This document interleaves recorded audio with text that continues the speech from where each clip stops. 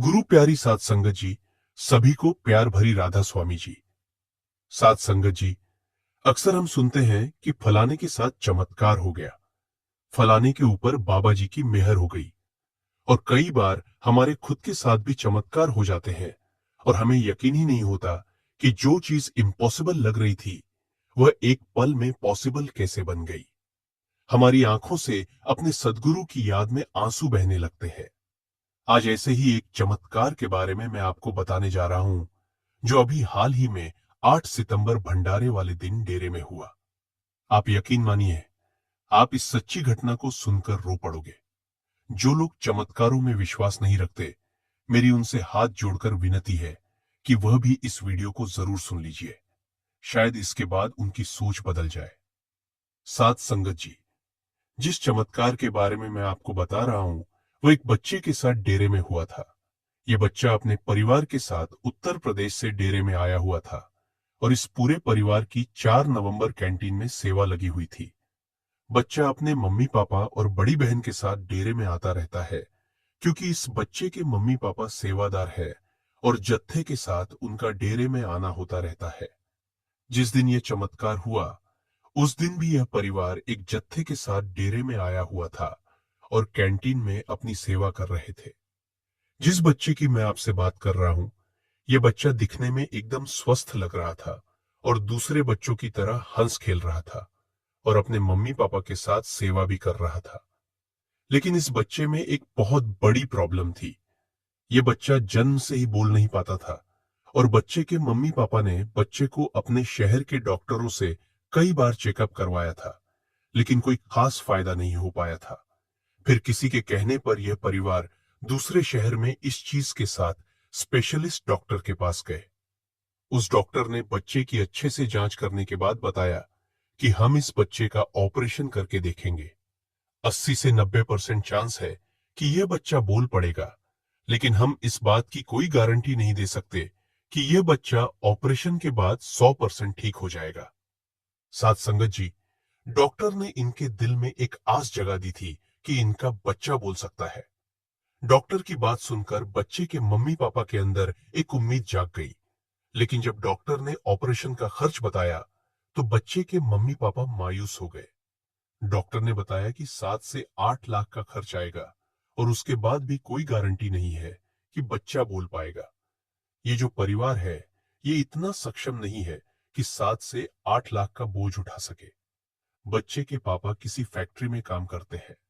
अब एक छोटी सी नौकरी करने वाले इंसान के लिए 8 लाख जुटा पाना कोई आसान बात नहीं होती, और वह भी तब जब डॉक्टर 100% गारंटी भी नहीं दे रहे।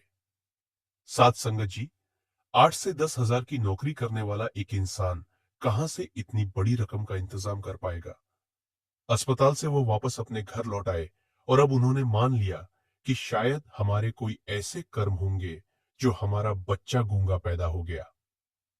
साथ संगत जी, जब बच्चे को कोई दिक्कत आती है तो माँ बाप का क्या हाल होता है, ये मुझे आपको बताने की जरूरत नहीं है। जी, ये आप भी महसूस कर सकते हैं। और जब बात इतने महंगे इलाज की आ जाए, तो माँ बाप अपने आप को बेबस समझने लगते हैं, क्योंकि उन्हें ऐसा लगने लगता है कि पैसे ना होने की वजह से हमारा बच्चा कभी ठीक नहीं हो पाएगा। अब इस परिवार ने सब कुछ बाबा जी पर छोड़ दिया और बाबा जी से कहा कि आपका बच्चा है, जो आपको ठीक लगे वह करना। यह परिवार शुरू से ही डेरे से जुड़ा हुआ था और जो बच्चे के पापा हैं, उनके मम्मी पापा ने हुजूर महाराज जी से नामदान लिया था और बच्चे के मम्मी पापा ने बाबा जी से नामदान लिया था। सालों से यह परिवार सत्संगी रहा है और यह परिवार सदगुरु पर बहुत ज्यादा विश्वास करने वाला परिवार है। अब जब यह परिवार अपने बच्चे के इलाज के लिए जगह जगह धक्के खाकर हार गया और थक कर बैठ गया, तो बाबा जी ने इनकी ऐसी बाजू पकड़ी कि इनका बेड़ा पार लगा दिया। बाबा जी ने इनके बच्चे के लिए कुछ बेहतर सोच रखा था, जो मैं आपको अब बताने जा रही हूँ। मुझे सबको पता है कि शनिवार को बाबा जी ओपन कार में दर्शन देते हैं और उसके बाद प्रसादी भी दी जाती है, और जो संगत अपनी इच्छा से सेवा डालना चाहते हैं, वह सेवा पेटी में सेवा डालते हैं। तो जब उस दिन बाबा जी ने ओपन कार में संगत को दर्शन दिए और एक एक संगत पर बाबा जी ने अपनी दृष्टि डाली, तो उसके बाद जो हुआ वह आपको हैरान कर देगा। बाबा जी के दर्शन हो जाने के बाद संगत पंडाल से बाहर निकलने लगी और यह बच्चा उस समय अपने पापा के साथ था और इसकी बहन और मम्मी बीवियों वाली तरफ थी। तो बच्चे के पापा ने बच्चे को सेवा डालने के लिए कहा और साथ में बच्चे के पापा ने बाबा जी से अरदास की कि हे मेरे सतगुरु, ये तेरा ही बच्चा है, इसको बख्श दे। और प्रसादी लेकर बच्चे के पापा बच्चे के साथ बाहर आ गए और कुछ देर के बाद बच्चे की बहन और मम्मी जब मिल गए तो पूरा परिवार कैंटीन में सेवा करने चला गया। ऐसे ही पूरा दिन बीत गया और रात को यह सब सो गए। अगले दिन सुबह बाबा जी का सत्संग होना था, तो इस परिवार ने रात को सोने से पहले अगले दिन सुबह 5 बजे का अलार्म लगा दिया और सब सो गए। लगभग सुबह के 3 बजे पूरा परिवार एकदम से जाग गया और नजारा देखकर हैरान रह गया। जो बच्चा था, जो एकदम गूंगा था, जिसके मुख से आज तक कभी हाँ हूं की आवाज भी नहीं सुनाई पड़ी थी, वह बच्चा अपने मुख से आवाजें निकाल रहा था। यह देखकर बच्चे के पापा ने उसको अपनी गोद में बिठा लिया और उसको और शब्द बुलवाने के लिए कोशिश करने लगे। माँ बाप दोनों ही बच्चे को बोलने के लिए उत्साहित करने लगे। बच्चे ने जब अपने मुख से सबसे पहला शब्द मां निकाला तो पूरा परिवार इतना खुश हुआ कि जिसकी कोई सीमा ही नहीं थी। फिर बच्चे से बाबा जी बुलवाया गया। कुछ देर कोशिश करने के बाद बच्चे ने बाबा जी भी बोल दिया। अपने बच्चे के मुंह से आवाज सुनने के बाद माँ बाप दोनों ने हाथ जोड़कर बाबा जी का शुक्रिया किया। शुक्र एक बार नहीं, हजारों बार किया और दोनों की आंखों से आंसू रुकने का नाम ही नहीं ले रहे थे।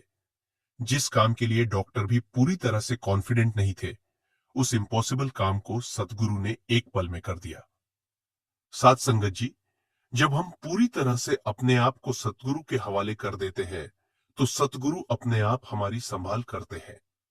जैसे एक पिता की गोद में आने के बाद बच्चा खुद को सुरक्षित महसूस करता है, बच्चे को यकीन होता है कि मैं जिसकी गोद में हूं, ये मुझे कुछ नहीं होने देगा।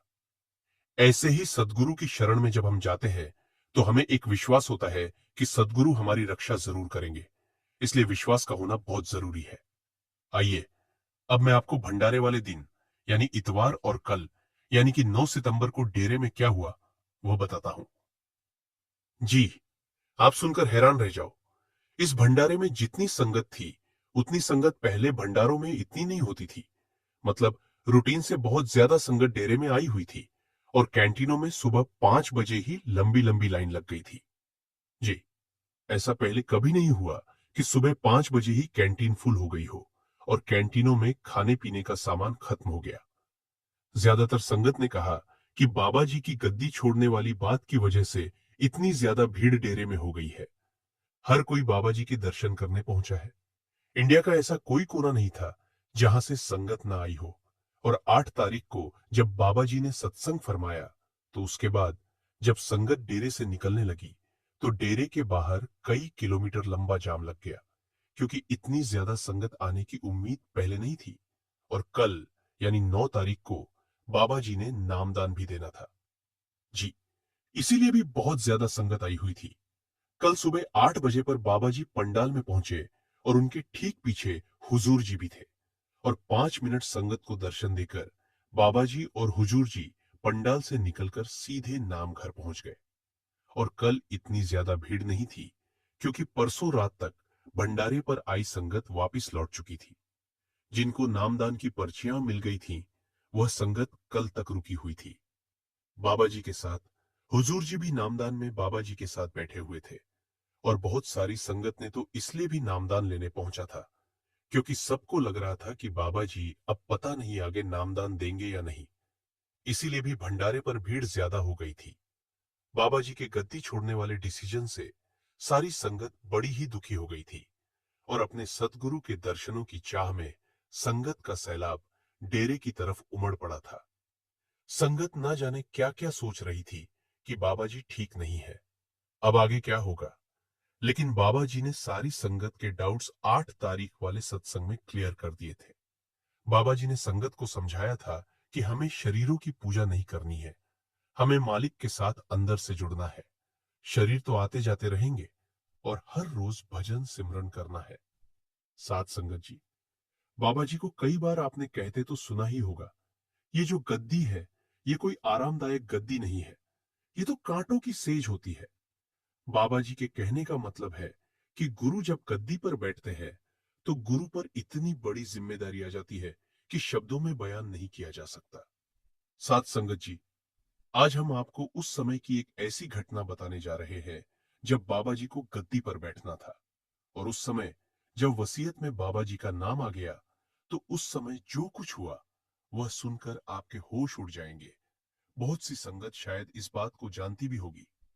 संगत जी, उस समय क्या हुआ था? बाबा जी का जब वसीयत में नाम पढ़ा गया था, तब बाबा जी अपना नाम सुनकर एकदम से अपनी सुध-बुध खो बैठे थे। बाबा जी का नाम जब अगले गुरु के रूप में पढ़ा गया, तो नाम सुनकर बाबा जी एकदम से कहने लगे कि कौन है यह गुरविंदर सिंह? मैंने तो पहले इनका नाम कभी नहीं सुना। हमारी रिश्तेदारी में बड़े महाराज जी के कोई इतने करीब भी नहीं। हम तो नहीं जानते। उस समय बाबा जी को क्या हो गया था? उस समय बाबा जी खुद का नाम तक भूल गए थे, क्योंकि उनके कंधों पर एक ऐसी बड़ी जिम्मेदारी डाल दी गई थी, जो कि बहुत मुश्किल थी। आधे घंटे तक बाबा जी सोचते रहे। फिर वहां मौजूद एक पाठी साहब ने बाबा जी को अपने गले से लगाया और बाबा जी को संभाल कर पानी वगैरह पिलाया। तो बाबा जी वापस अपनी पहली अवस्था में आए। बाबा जी महाराज महाराज चरण सिंह जी से कहने लगे कि महाराज जी, आपने मेरे कंधों पर इतनी बड़ी जिम्मेवारी क्यों डाल दी है? मैं इन कमजोर कंधों से कैसे इतनी बड़ी जिम्मेदारी का भार उठा पाऊंगा? तब बड़े महाराज जी ने कहा कि यह मेरा हुक्म है। तो उसके बाद बाबा जी ने बड़े महाराज जी की दी हुई जिम्मेवारी को अपने कंधों पर उठाया। साथ संगत जी, जब पहली बार बाबा जी ने संगत को संबोधित किया, तो बाबा जी ने विनम्र भरे शब्दों में संगत से कहा कि मेरे कंधों संगत का भार उठाने में बहुत कमजोर है। मैं संगत के आगे झोली फैलाकर उनसे प्यार मांगता हूं, जो बड़े महाराज जी संगत को दिया है। मेरी संगत से विनती है कि मुझे भी मौका दे, मैं महाराज जी के हुक्म का पालन कर सकूं और संगत की सेवा कर सकूं। मैं अपना प्यार सारी संगत के नाम कुर्बान करता हूं और मैं अपने आप को संगत को अर्पण करता हूं। संगत जी, बाबा जी के इन शब्दों को सुनकर सारी संगत की आंखों में आंसू आ गए थे। संगत बताती है, वह ऐसा नजारा था कि संगत खुद को रोने से रोक ना पा रही थी।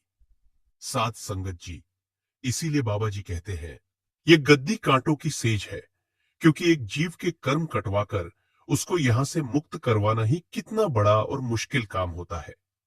और बाबा जी के ऊपर लाखों जीवों की जिम्मेवारी एक साथ आ गई थी। ये कोई आसन या छोटी जिम्मेदारी नहीं थी। साथ संगत जी, अगर आज हमारे ऊपर अपने घर परिवार के थोड़ी सी भी जिम्मेवारी आ जाती, तो हम कितनी जल्दी परेशान हो जाते हैं। और बाबा जी के ऊपर तो ऐसी जिम्मेदारी आ गई थी कि आज 34 साल से संगत देख रही है कि बाबा जी कितनी दौड़ भाग करते हैं। हम सबको तो बड़ा आसान है सत्संग में जाना, 1 घंटे बैठना और वापस आ जाना, लेकिन बाबा जी को तो पूरा साल ऐसी ही दौड़ भाग करनी पड़ती है।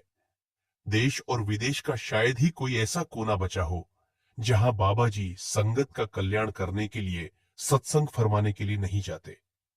बड़े महाराज जी द्वारा दी गई जिम्मेवारी को बाबा जी बड़े प्यार से निभाते आ रहे हैं। दिन ब दिन बाबा जी की संगत बढ़ती ही जा रही है, लेकिन बाबा जी इतनी उम्र होने के बावजूद इतनी भाग दौड़ कर रहे हैं। लेकिन हमारे कंधे पर तो सिर्फ 2.5 घंटे भजन सिमरन को करने की जिम्मेदारी है और हम उसको भी नहीं निभा पाते। सवाल जवाब में अक्सर बाबा जी को बोलते हैं कि बाबा जी, भजन सिमरन भी आप ही करवा लेना। अगर भजन सिमरन सिर्फ गुरु के कहने से हो जाता, तो इससे आसान रास्ता कोई और हो ही नहीं सकता।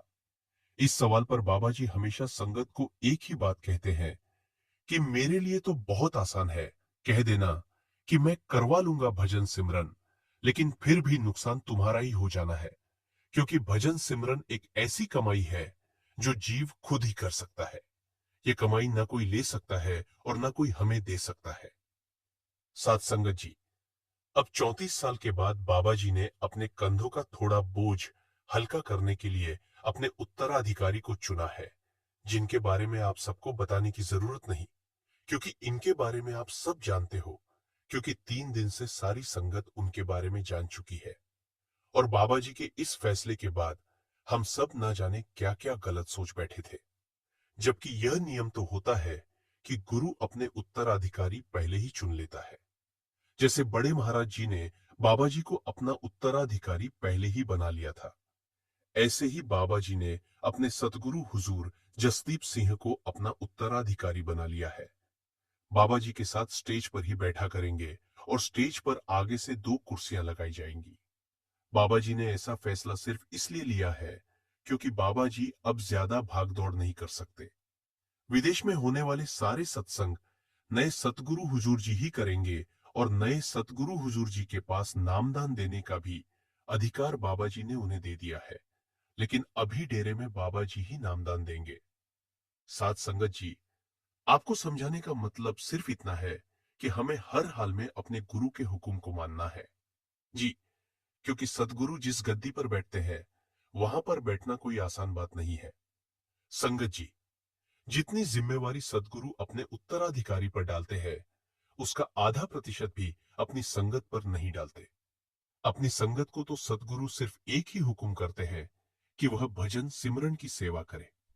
इससे ज्यादा बाबा जी अपनी संगत से कुछ नहीं चाहते। हमें अपने बाबा जी के हुक्म को जरूर मानना है और बाबा जी का यही हुक्म है कि आने वाले सदगुरु हुजूर जी को भी उतना ही प्यार देना है, समय देना है जितना संगत बाबा जी को देती आई है। क्योंकि सदगुरु की जो उत्तराधिकारी होते हैं वे भी गुरु का ही रूप बनकर संगत के बीच में आते हैं। साथ संगत जी, हम कितने भाग्यशाली हैं कि हमें एक नहीं 2-2 गुरुओं का एक साथ प्यार मिलेगा। अगर आपको साखी अच्छी लगी तो कमेंट बॉक्स में राधा स्वामी जरूर लिखे जी। और अगर आपने अभी तक चैनल को सब्सक्राइब नहीं किया तो सब्सक्राइब करना ना भूले जी। राधा स्वामी जी